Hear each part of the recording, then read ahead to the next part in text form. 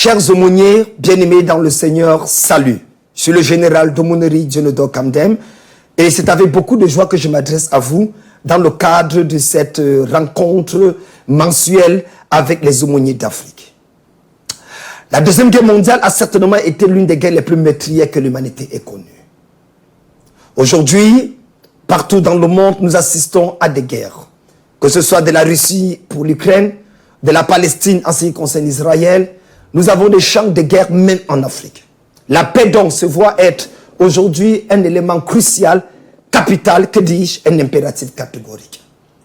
Lors de cette Deuxième Guerre mondiale, lorsque l'Allemagne envahit la Pologne, Hitler donna 5 semaines pour gagner la Pologne. Il donna également 6 semaines pour gagner la France. Lorsque ce fut le cas de la Russie, le 22 juin 1941, Adolf Hitler dit qu'en 3 mois, il allait détruire complètement et annexer la Russie. 6 mois plus tard, il n'arrivait toujours pas. Pourquoi? À cause du courage, de la détermination du peuple russe, qui a décidé de se lever, même avec les mains, contre cette armée naziste. Oui, Joseph Staline proclama l'ordre numéro 270, demandant à tous les Russes de combattre même avec les mains contre l'armée nazie. D'ailleurs, les tranchées qui ont bloqué l'avancée des chars nazis ont été creusées littéralement avec des mains. Lorsque Hitler vit qu'il n'avait pas le dessus sur la bataille de Moscou, il attaqua Stalingrad, la deuxième ville industrielle du pays. Et encore, l'ordre 227 fut publié, dans lequel Joseph Staline disait « aucun pas en arrière ». Tout commandant qui exige un pas en arrière sera considéré comme un déserteur malveillant et fusillé. À partir de cette décision, la Russie vainquit l'Allemagne.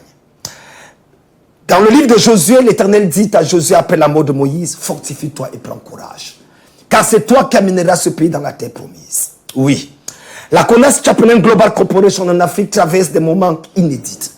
Nous avons de grandes victoires, certes, mais nous avons également de grandes batailles.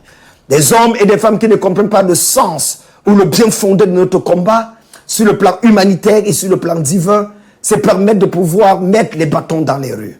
Mais nous avons décidé de ne pas baisser les bras. Sur l'ordre du haut commandement, du général Carlos Aruba Gaibord, nous renouvelons d'efforts à chaque fois et les instructions sont données. L'ordre 270 et l'ordre 227. Aucun pas en arrière, nous n'allons pas déserter. Parce que la raison pour laquelle nous nous battons est noble.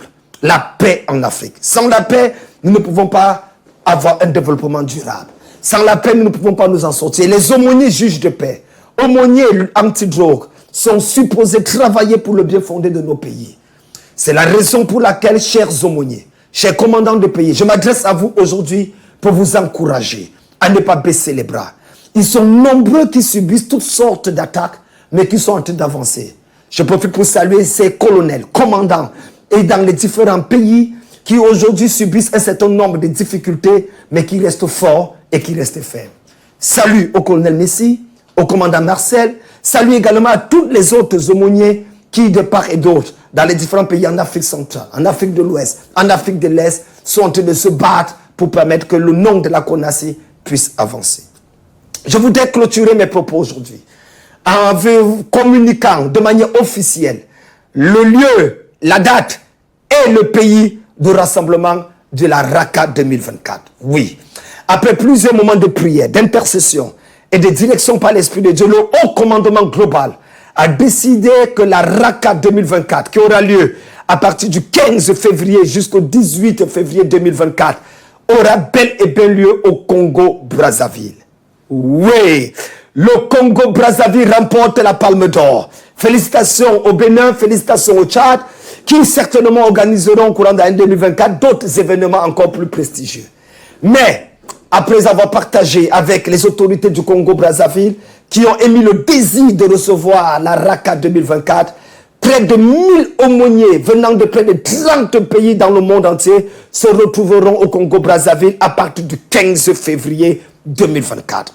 Nous avons particulièrement les commandants généraux venant du Mexique, des États-Unis, venant de la Colombie, du Pérou, du Rwanda, venant de la Chine, venant de l'Équateur. Ils viendront de plusieurs autres pays et 4 membres du commandement global seront présents à Brazzaville. Ça sera un moment inédit. Les actions humanitaires seront faites sous le haut parrainage du président de la République du Congo-Brazzaville, le bâtisseur infatigable de la paix. Nous célébrons Dieu pour cet accueil chaleureux qui nous seront donnés et nous restons convaincus d'une chose, ça sera un moment inédit pour la CONACI en Afrique. Que Dieu vous bénisse. Dieu, patrie, discipline.